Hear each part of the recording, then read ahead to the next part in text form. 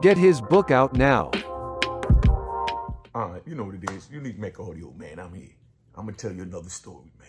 You know what I mean? Y'all like the jail story, so I'm going to give you another one, man. We're going to take you to Allenwood. You know what I mean? This is like 2000. You know, I just came out of ADX Supermax. You know what I mean?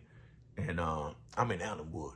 You know, Allenwood USP over in Pennsylvania. Family come to see me regular. Everybody from New York there. So, you know, they can make moves. You know what I mean? So, you know, like I said, you know, I'm going to keep it real. I ain't going to tell you no bullshit. You know what I mean? We bringing in a lot of dope, man. One of the homies, you know, had the dope and the weed coming in through the chapel's office. That's another one I'm going to tell you about. But, you know, then, you know, I had, you know, people bringing it in, you know, like send it to somebody, had them bring it in through the visiting hall or whatever, or, you know, different means of getting it in. And, you know, so now we got the drugs in, but the compound is flooded with drugs, You'd think we was on the street, there's so much drugs on the compound. But we getting so much drugs that we got to hide the drugs everywhere and, you know, certain things like that. So, you know, we got the drugs hidden and they looking for the drugs. They looking for us. We sticking and moving.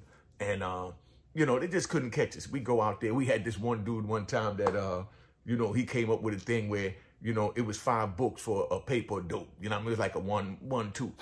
You know what I mean? $25. You know what I mean? 5 books, $5 a stamp, a book. You know what I mean? So they buying the stamps. They getting high. So this one dude came in. He had 50 books. That's $250. You know what I mean? He wanted to cop. So now he come and they had the books, you know, wrapped up. Like you take the loose stamps and you wrap them up in the paper. You know what I mean? And, you know, and down to the size of a stamp.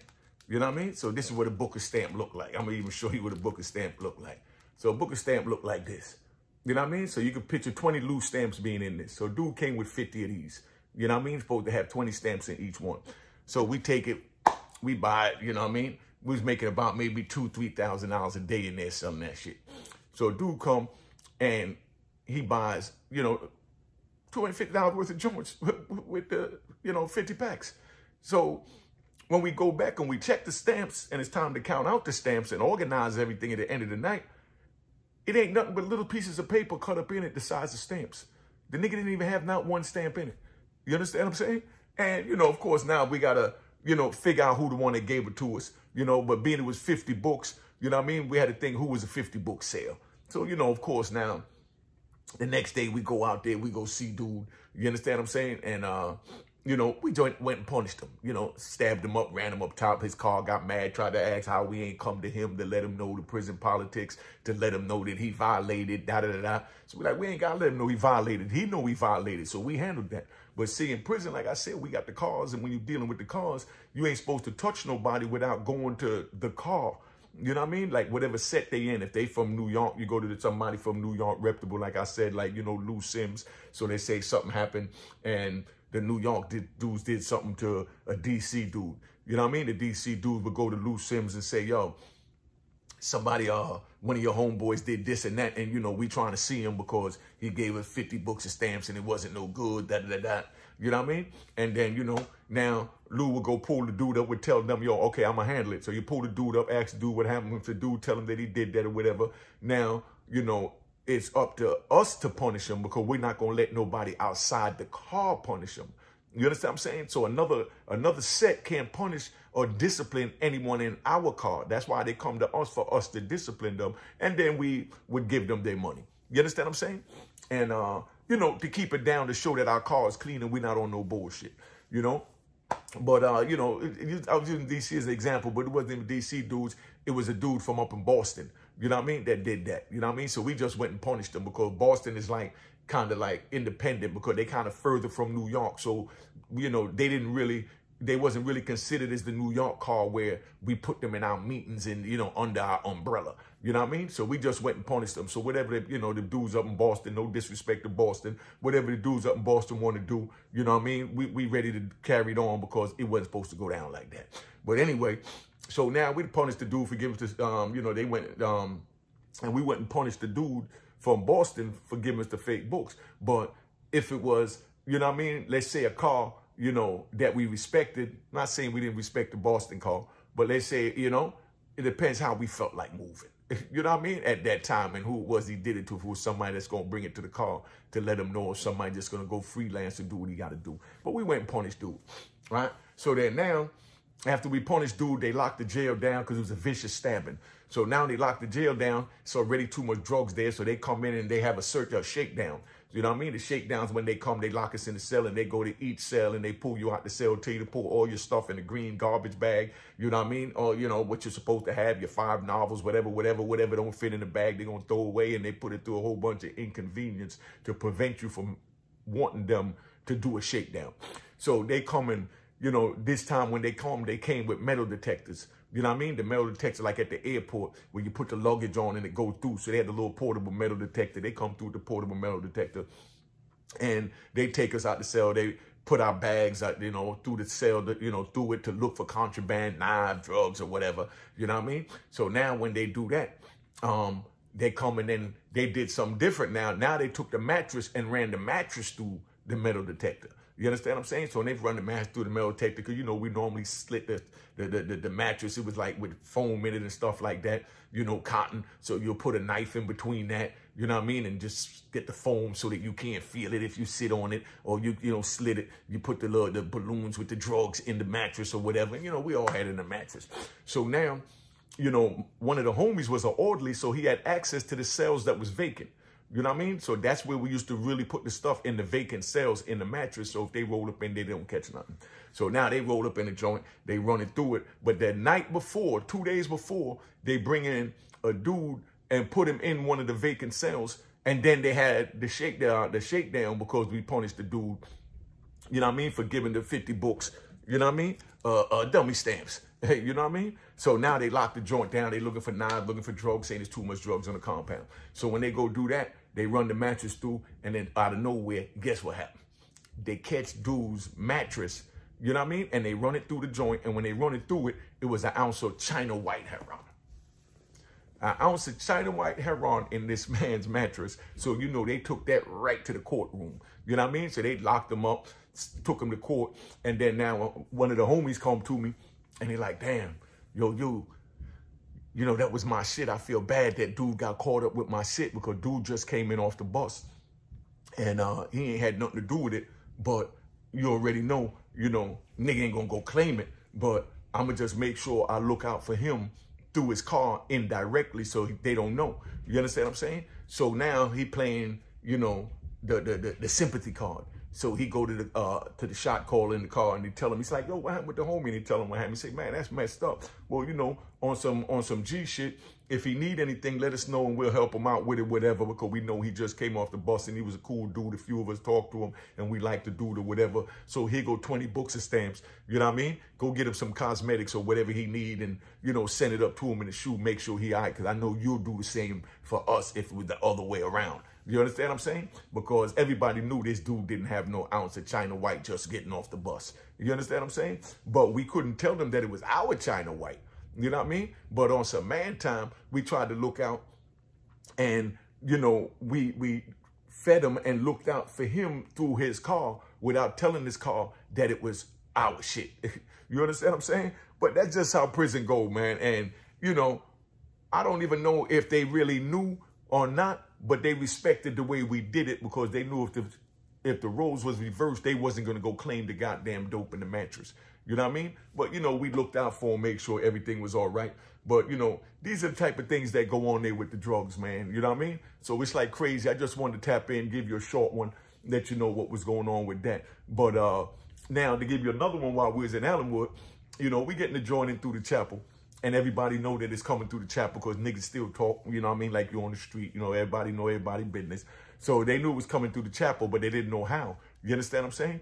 So now every day the chaplain will go get the mail, bring the mail in, and he'll walk down the thing with a little red, you know, wagon, a little plastic wagon that he got the mail in, and he's walking there pulling this little wagon, chilling, you know what I mean? Minding his business, taking the mail from the mail room over to the chaplain's office. Now, everybody waiting on the dope and the weed to come in. So every day we sweating the chaplain. You understand what I'm saying? To see what's going on. So you got some niggas that was, you know, so strung out on the shit, every day they ask the chaplain, you get the mail yet? You gonna get the mail? You get the mail yet? You get the mail yet? And the chaplain, he's so naive, he don't even know why they asking for the thing and don't even see nothing suspicious why they asking for it.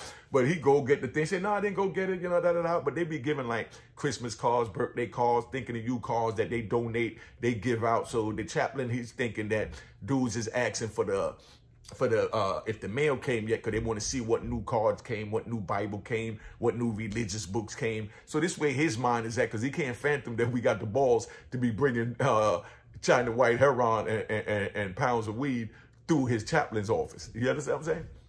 So we get the joint jumping, and now he walking out a thing with the cart. Everybody keep asking him. So then when we go up in there, we get the drugs and we disperse the drugs and we selling the drugs, do what we got to do. And then one day the chaplain came out of nowhere and he pushed up on the homie and he said, look, I know something going on. You know what I mean? Because everybody keep asking for this joint. I'm having problems at home and I need some money. You know what I mean? I can make it a hell of a lot easier for you if you pay me.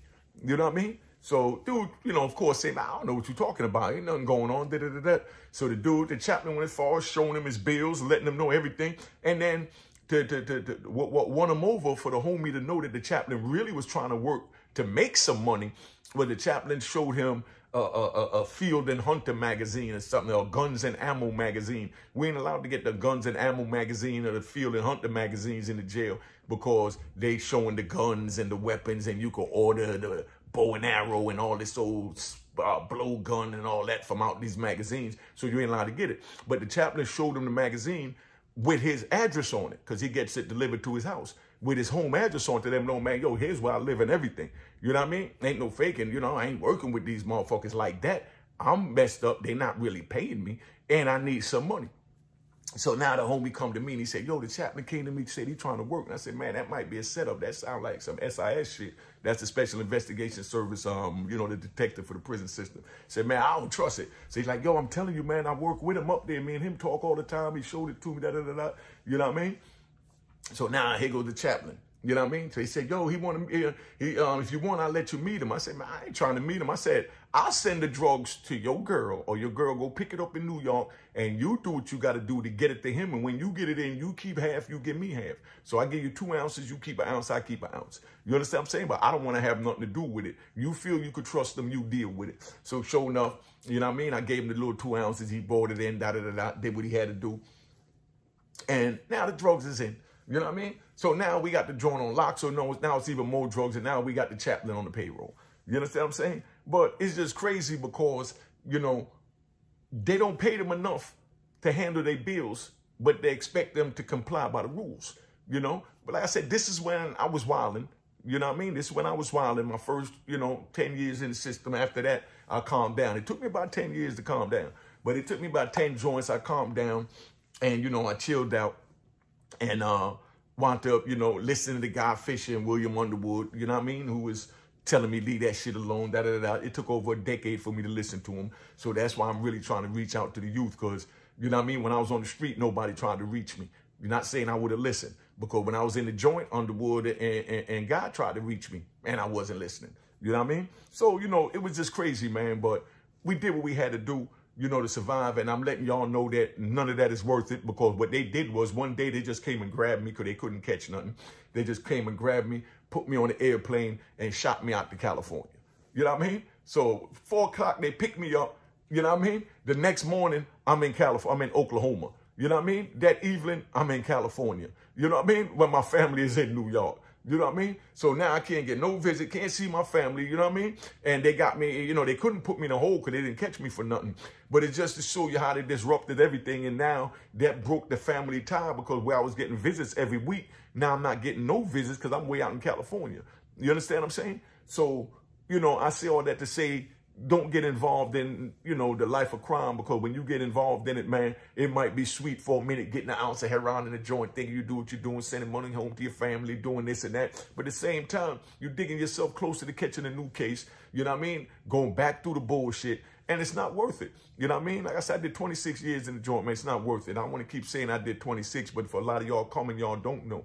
You know what I mean? And I did all that foolishness when I was in there, man. So, this is just to let y'all know, don't get involved, in crime, so you got to wind up in prison. And if you go to prison, you know what I mean, or know somebody in prison, tell them the program, get their education, get their certificates, get their GED, get everything they got to get prepared to come out here. So when they come home, they can start a YouTube, their own business. You know what I mean? But that's what it is, man. Unique Mecca Audio tapping out. All right. Cheers, cheers, toast the crime, toast the crime, the crime, the crime, the crime. What?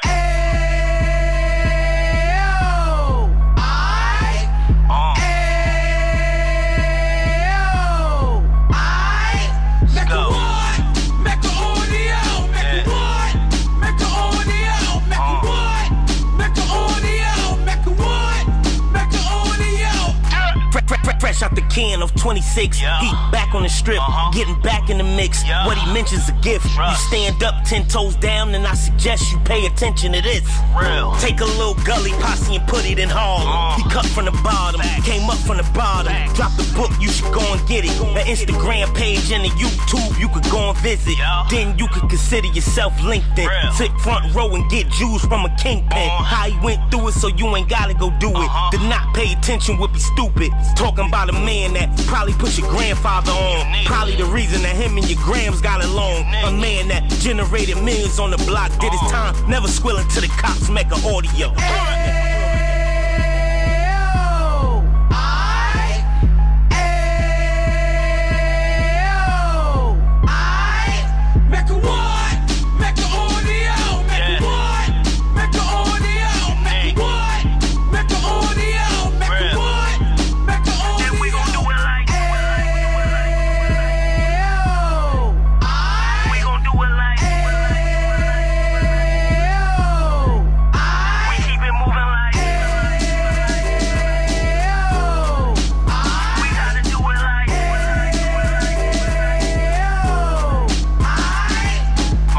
Get it live like 2 G's in the 90s. Drop top beamer so shiny. I let shorty go, she was whining.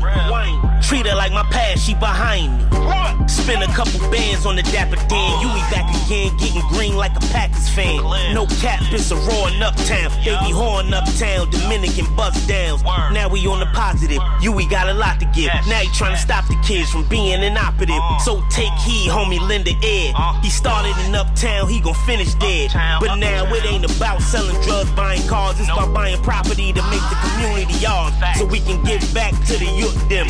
Cause they the truth them. And bless up to all the root men.